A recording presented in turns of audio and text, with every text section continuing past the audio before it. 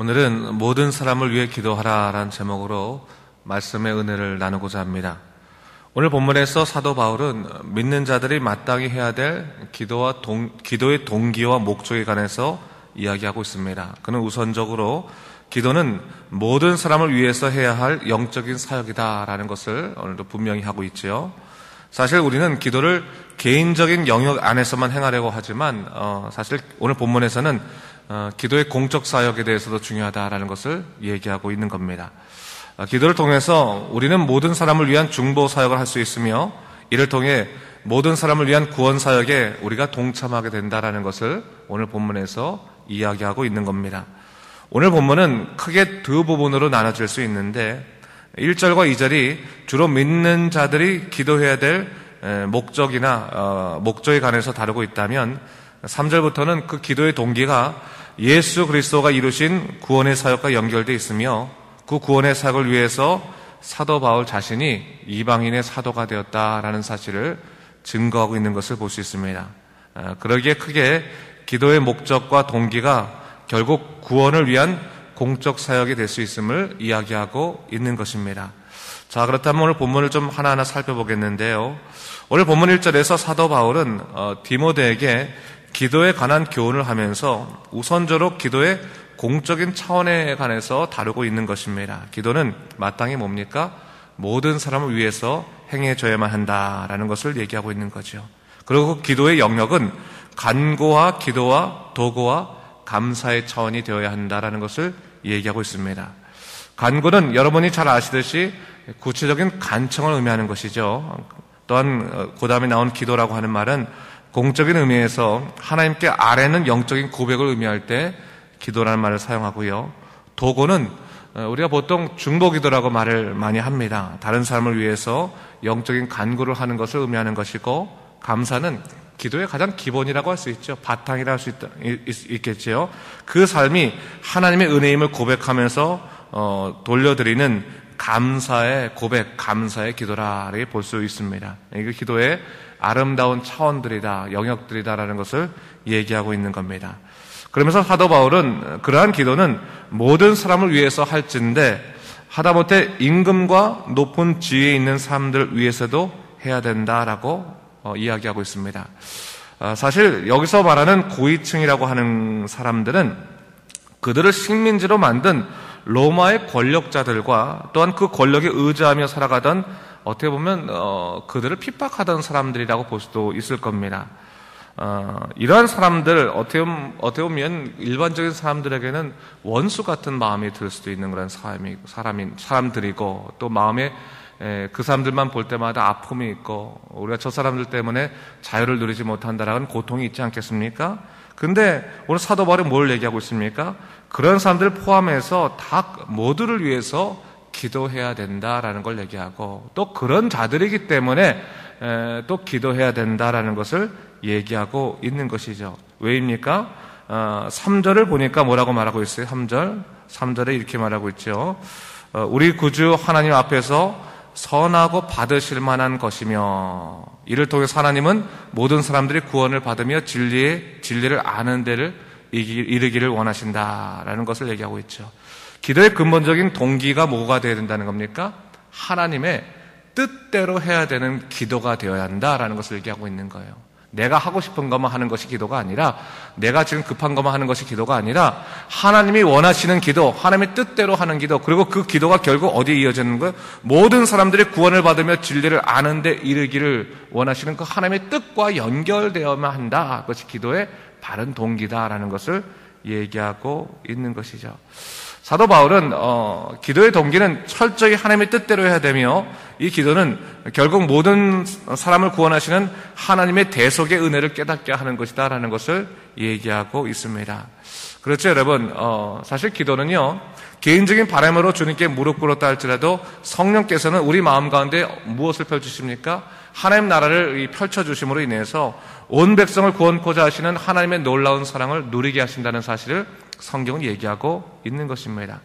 그러면서 동시에 사도 바울은 기도의 목적 혹은 기도를 통해 얻는 영적인 유익에 관해서 2절 말씀에 얘기하고 있는데 2절 말씀 제가 한번 다시 읽어보겠습니다. 보세요, 여러분.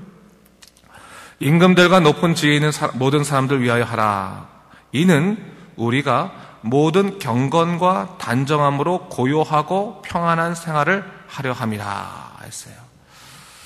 모든 경건과 단정함으로 고요하고 평안한 생활을 하게 한다. 그것이 기도의 목적일 수도 있고 또 뭐예요? 기도의 유익일 수도 있다는 것을 얘기하고 있습니다. 사실 오늘 본문에서 본질적인 기도의 목적은 구원의 진리에 이르게 하는 것이다라고 하고 있지만 어쩌면 기도가 우리에게 주는 유익들이 이렇게 있다는 것을 얘기하고 있죠. 우선적으로 뭐라고 말합니까? 경건과 단정함이 있다라고 말하는 거예요. 기도의 목적은, 기도의 유익은 뭡니까? 우리에게 경건의 삶을 살도록 만들어준다. 경건의 삶을 살아가도록 인도해준다는 것을 얘기하고 있는 겁니다. 기도하는 사람들은 경건한 삶을 통해서 하나님 앞에서 단정한 삶을 이루어낼 수 있다라고 얘기하고 있죠. 여기서 단정하다는 말은 무슨 옷을 이렇게 단정히 입다 그런 뜻이 아니라 꾸밀 필요 없이 순결하고 하나님 앞에서 단순하게 살아가는 것을 의미하는 겁니다. 사실 여러분 기도하지 않으면 우리는 혼란한 삶을 살아갈 수 있습니다. 이것이 정답인지 이것이 맞는지 또 이렇게 해야지 내가 다른 사람들에게 좋게 보이는지 어쩌니 수없이 혼란하고 복잡한 삶을 살아갈 수 있을 터인데 기도하는 사람들은 뭐예요? 하나님과의 깊은 영적인 관계를 통해서 삶이 단순해진다는 것을 얘기하고 있는 거예요. 단순해진다. 실제로 그런 것 같아요. 우리가 기도 생활에 충실하게 되면 하나님이 가장 우선적으로 보이지 않습니까? 하나님만 보이는 거지. 하나님이 보이기 때문에 구태여 다른 세상의 모든 것들 때문에 우리 스스로가 얽매이고 그것들에 의해서 내가 넘어질 이유가 없게 보니까 삶이 단순해지는 거죠. 기도하는 사람들은요, 하나님께서 포기할 것이 무엇인지를 그 삶 가운데 보여주시고 또 이루어내 주시는 거예요. 옛날에는 집착하던 것들, 이것이 없으면 큰일 나게 했던 것들이 기도 생활 중에서 내게 별로 큰 의미가 없는 것처럼 내려놓게 되니까 결국 어떻게 됩니까? 우리 삶이 단순해지더라라고 하는 거, 단순해지더라. 그래서 기도하는 자들에게는 경건의 생활과 그 단순함의 삶이 그들의 삶 속에 일어날 수 있는데 그것으로 말미암아 어떠한 삶이 일어난다는 겁니까? 오늘 본문을 보니까 고요하고 평안한 생활을 할 수 있게 된다라는 것을 얘기하고 있는 거죠. 고요하다는 것은 뭡니까? 요동이 없는 거죠. 요동이 없는 거죠. 여러분, 우리가 세상 살다 보면 갖은 사항들이 참 많습니다. 여러 가지 기대치 않은 일들도 많고 또 갑작스레 일어나는 염려가 많고 여러분, 우리가 얼마나 걱정을 많이 합니까? 그런데 기도를 하다 보면 그 걱정을 우리가 이겨낼 수 있는 힘이 있는 거예요. 고요한 마음의 평강을 얻게 된다는 거죠. 그러면 뭡니까? 이 고요하다는 것은 요동이 안 친다는 것 아니겠습니까? 걱정할 일이 있겠지만 넓은 큰 호수 가운데서 하나님이 주시는 평안으로 말미암아 요동치지 않는 그 마음의 평강함을 누리게 된다라는 것을 얘기하고 있는 거예요. 여러분, 물이, 제가 오늘 이렇게 물 갖고 여기 있지만 조그마한 컵에 있는 물로 이렇게 조금만 흔들면 물이 흔들리는 게 보이기 때문에 요 물만 보면 굉장히 많이 요동치는 것처럼 보이죠.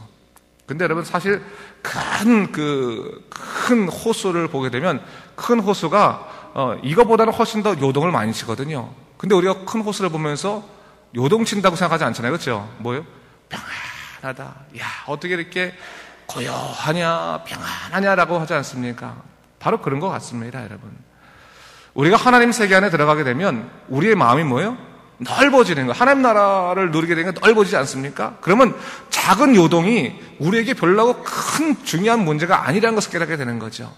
그 요동치는 그런 작은 그런 파도와 같은 그 물결 가운데서도 하나님이 주시는 놀라운 평안을 누릴 수 있는 것이 바로 뭐예요? 기도를 통해서 얻는 유익이다.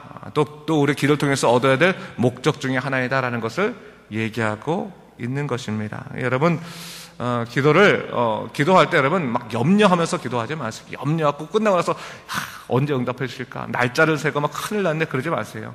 하나님께 맡기는 겁니다. 기도는 하나님 우리의 모든 삶들을 지켜주신 것을 믿습니다. 하나님께서 내 인생 인도하여 주시옵소서 하면 하나님께서 우리의 마음의 지경을 넓혀주시면서 작은 물결 가운데서도 평안함과 고요함을 누리게 하신다라는 사실을 성경은 우리에게 가르쳐 주고 있는 겁니다. 자, 그리고 3절 이후에 보면요, 기도의 동기와 근본적인 목적이라 할 수 있는 구원의 문제에 관해서 사도 바울이 얘기하고 있죠. 아까도 말했지만 기도는 결국 모든 사람이 구원을 받아 진리를 아는 데 이르기를 원하시는 하나님의 뜻을 깨닫게 하는 것에 있습니다.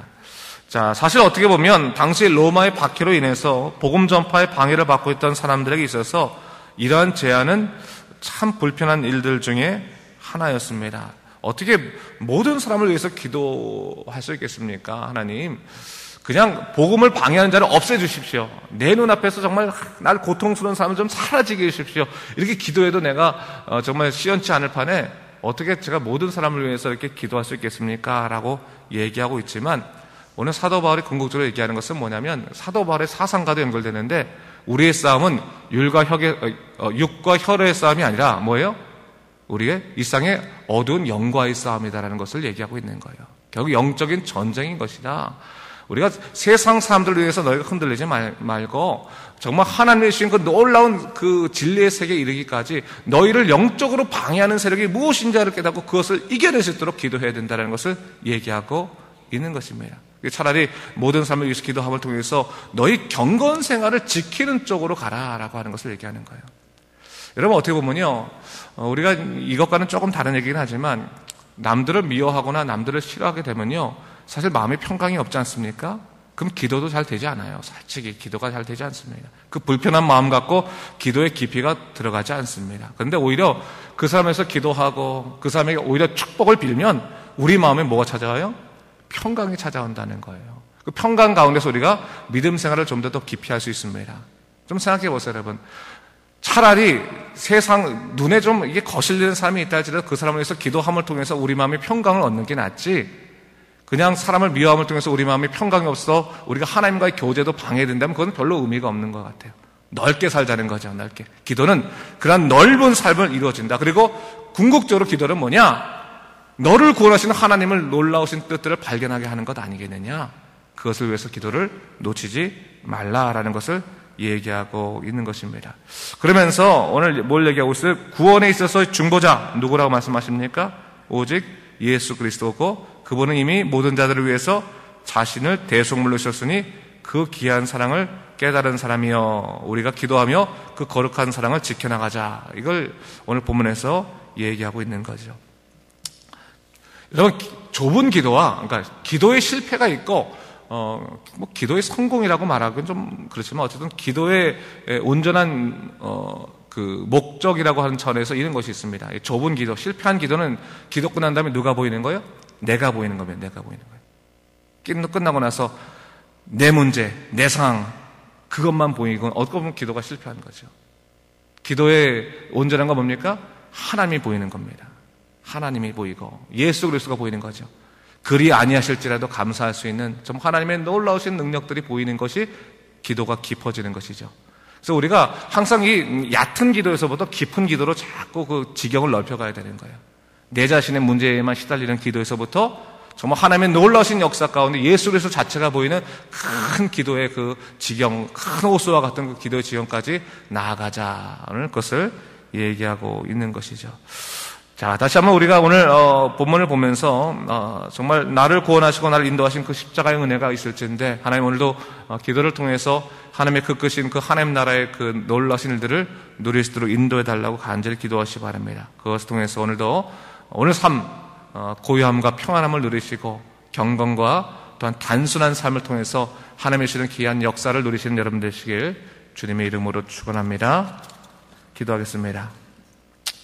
주님 감사합니다. 이 아침에 다시 한번 우리가 기도의 목적과 동기에 대해서 좀 살펴보게 되면서 또 우리가 기도할 때 자신의 문제에만 좀 사로잡히지 말고 넓은 하나님의 놀라신 세계까지 이르기를 성경에서 우리에게 권면하고 있습니다. 주 하나님 아버지, 넓은 호수, 정말 큰 호수에 하나님의 놀라우신 그 지경들을 우리가 깨달아 알 수 있도록 인도하시고 작은 물결들 이겨내고 또 하나님의 크신 은총들을 누리며 살아가는 믿음의 삶 되시도록 인도하여 주시옵소서. 감사드리며 예수님 이름으로 기도드립니다. 아멘.